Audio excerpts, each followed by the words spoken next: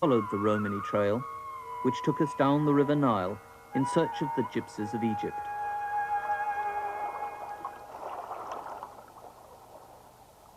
For centuries, they've remained undiscovered, unknown to the Egyptians themselves. But on the banks of the Nile, near the town of Luxor, we found them, living beside the temples that the pharaohs built for the sun god Amun-Ra.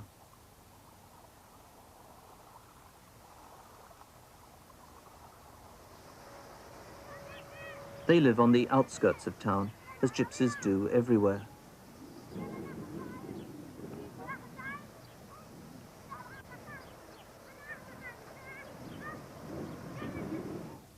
The story of their unique migration has been passed by word of mouth from father to son. Joseph Mazen is head of the Gypsy tribe in Luxor and is the keeper of his people's history. قبيلة من كردستان. القبيلة بتاعتنا جات من كردستان. Our tribe originally came from Kurdistan. Its name was Nawar al-Hamamsha, and it was called Nawar because of its founder's name. Nawar is the name that applies to all our people here. From Kurdistan, we descended to Egypt many generations ago, having been cast out of our homelands because of our evil deeds and bad reputation. For in truth, we would steal and plunder, and some of us were highway robbers too. We lived outside society, and we kept alive our own traditions and our own language.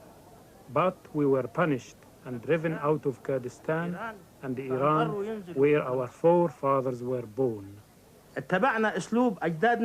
In the beginning, we took after our ancestors, but we had to pay for that, as the people were against us. In order to settle in Luxor, we encouraged our daughters to dance and our sons to become musicians, so that would become accepted by the locals. And we invaded their hearts and their minds by our arts.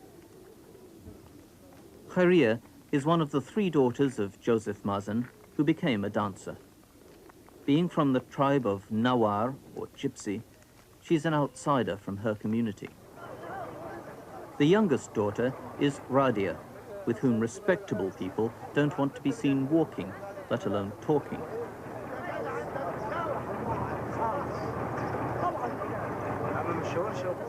The oldest of the 3 is Soad Mazen. Refused a place in polite society, Soad became the local prostitute. To try and gain some semblance of respectability, she and her sisters became professional dancers.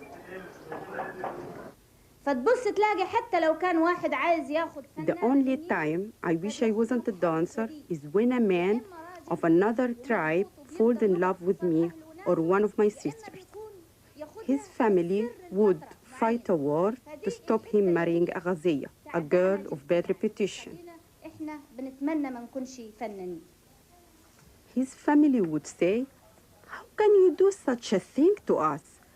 How could you marry a daughter of Mazen, a dancer and a singer, a girl who performs in front of others, and from the tribe of Nawar?" Then such a marriage become impossible. That's what hurts and makes me sometimes wish I wasn't a dancer. They call us by the name Ghawazee. To them, it's a dirty word, but to us it means that we invade their hearts with our dance and in any other way they want.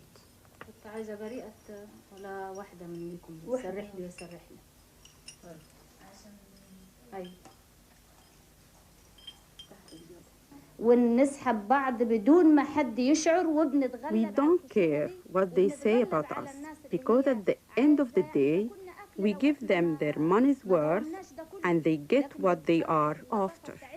وبطريقتنا احنا الخاصة بنتغلب على كل ده.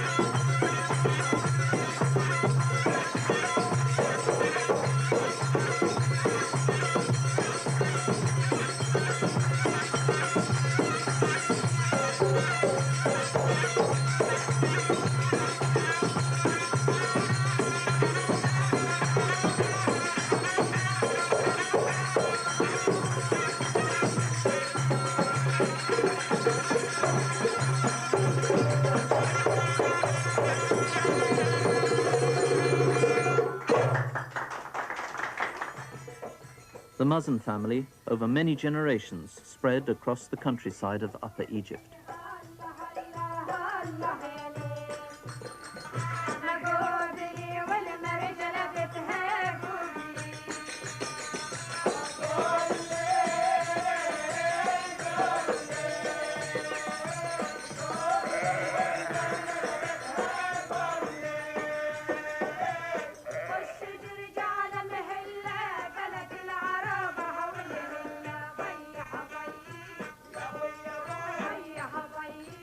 Some of the poorest relatives live in the outskirts of the town Kus, where they're among the last people to preserve the great tradition of the epic ballad, which is fast dying out in Egypt. Said Dawi is a poet. He's passing on to his son the art of the gypsy epic singer. The story is of Abu Zaid, a dark gypsy hero with a special place in Arab culture. Said Dawi is one of the last remaining teachers of the ancient ballad.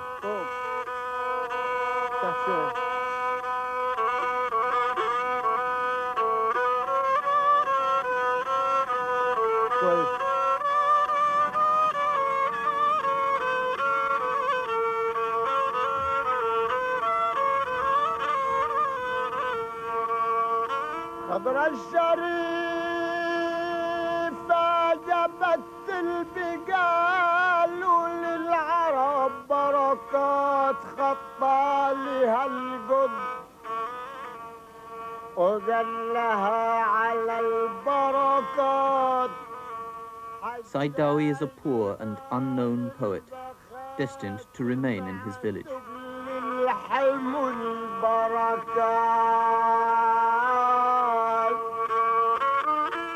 But one member of his tribe broke with his past and went to Cairo.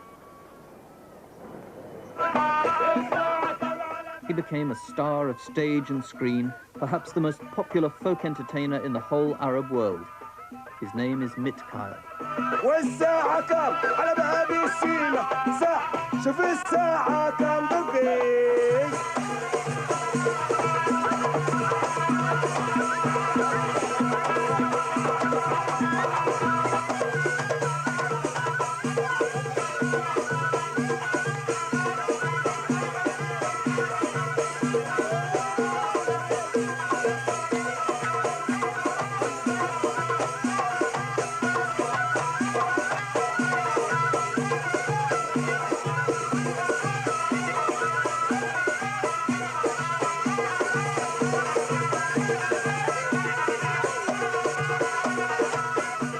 Young girls climb on stage just to be seen near Mitkyle.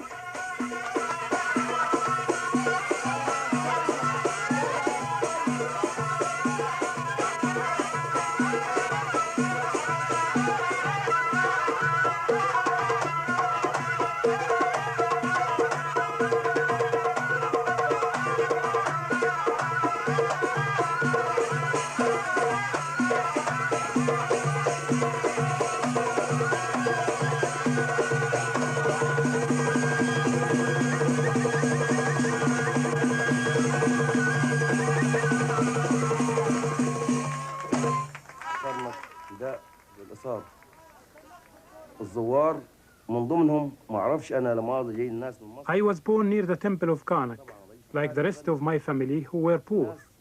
One day, I was told an important group of guests had come all the way from Cairo and to hear me play. Well, they heard me play and brought me to Cairo. That was my lucky day. After taking Cairo by storm, Mitkyle traveled the world. In Paris, he was signed up as a star in French porno films. On his return to Cairo, he could boast no less than 9 wives and 14 children.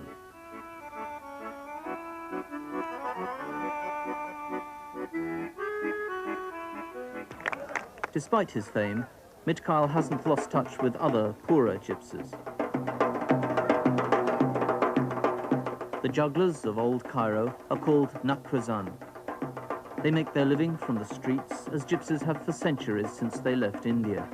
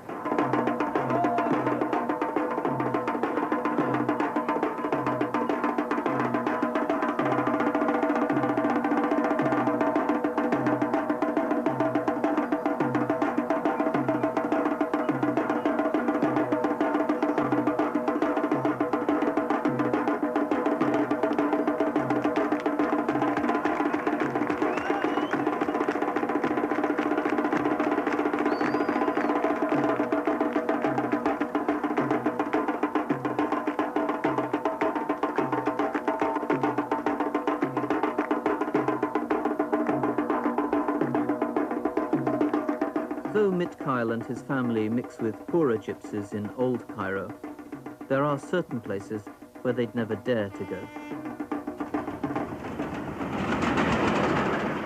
Behind the city railway lines is the infamous district of El Hashish. It's a ghetto of the drug dealers and criminals of Cairo. Many gypsies have to live here with their families, as they too are classed as undesirables.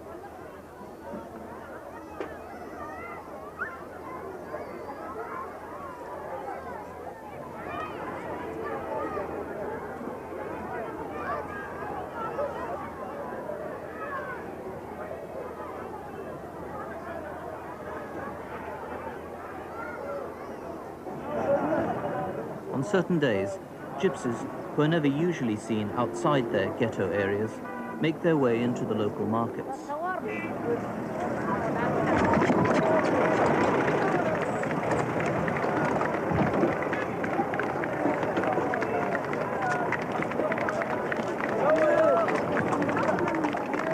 They've come to make money by performing the traditional arts that gypsies carried with them on their long migrations, hidden from the eyes of the law by the bustle of the market.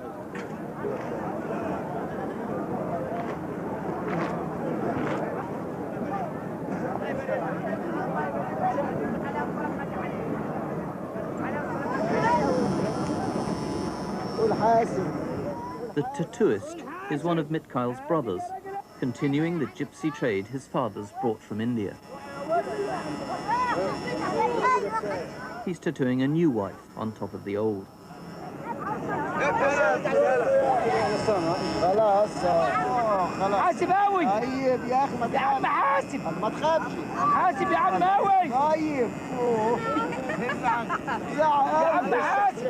Customers can select the design they want from a surprising variety.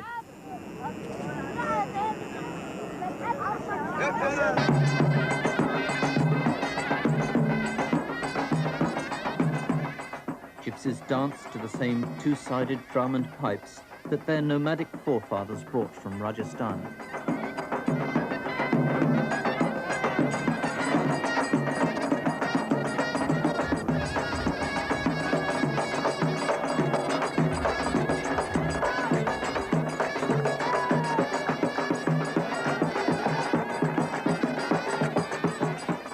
The dancing girls are called Ghawazees, meaning invaders of the heart. They're a different tribe from the dancers we found in Luxor. They're believed to have entered Europe with invading armies from the Turkish Empire.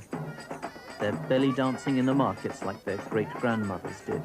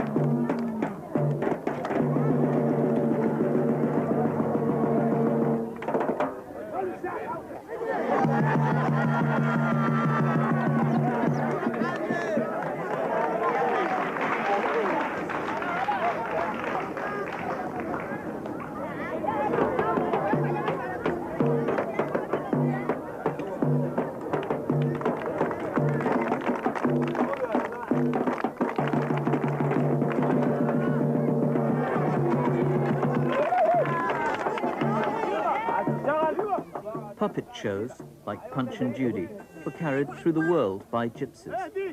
They do the same in England today.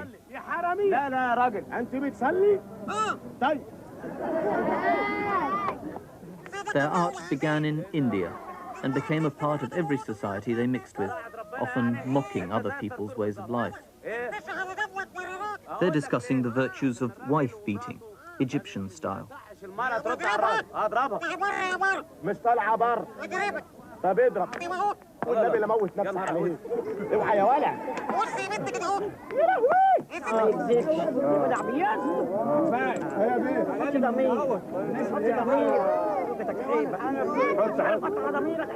The fortune tellers performing her traditional role of telling people what they want to hear and then charging them for it.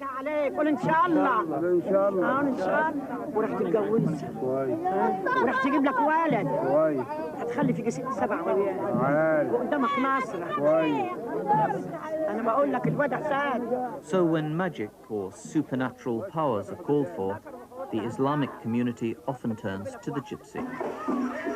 This procession in Old Cairo is leading to an exorcism.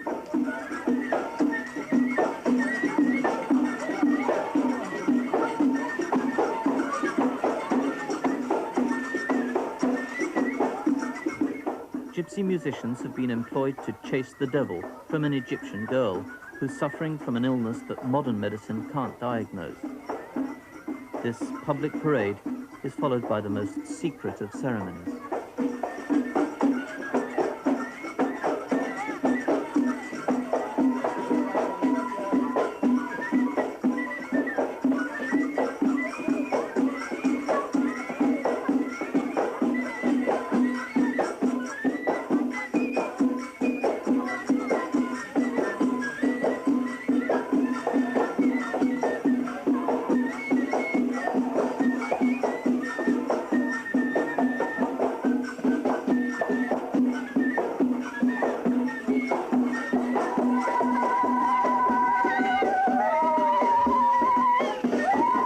Before entering her home for the exorcism, the girl is ritually cleansed. A bird is sacrificed to the devil.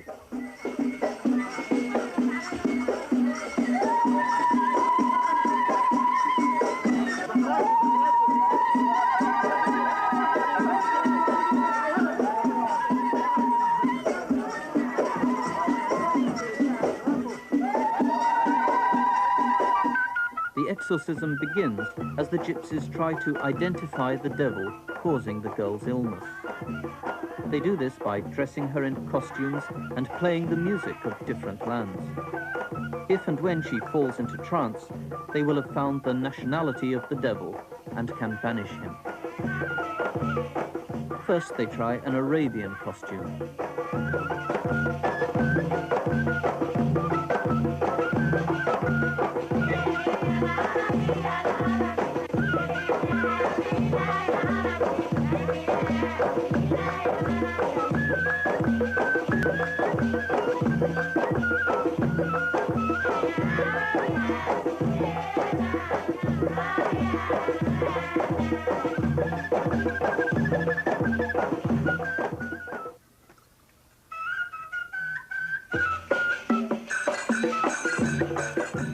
As she hasn't fallen into trance, they change the rhythm.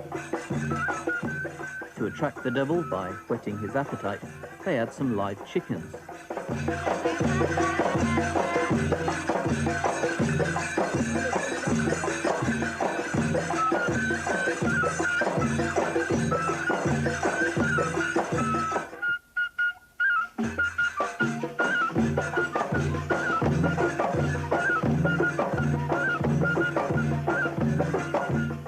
The devil still hasn't responded, so they change her costume for a Moroccan one.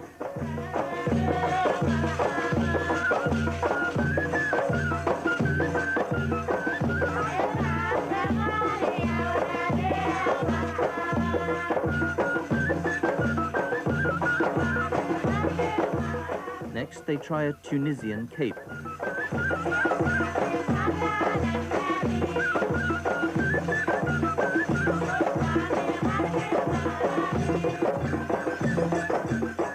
As the girl begins to react to the faster rhythms, the musicians know they've caught the devil.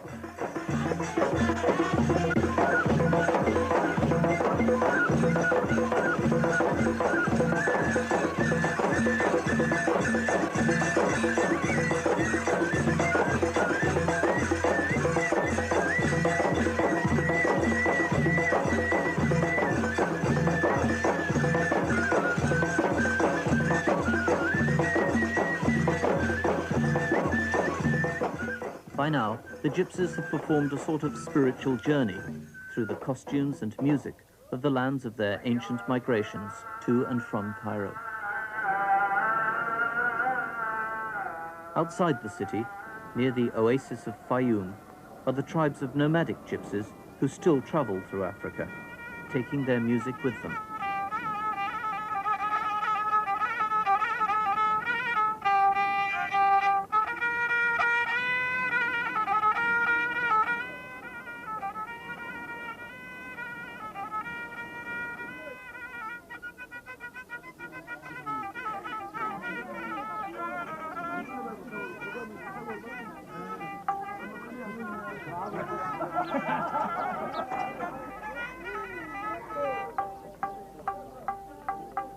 These are total outcasts, neither speaking the local language nor following the Islamic faith. To escape the persecution that still follows them, they travel today in the company of other nomads, following the routes of their original migrations, but disguising their identity for fear of persecution in new lands.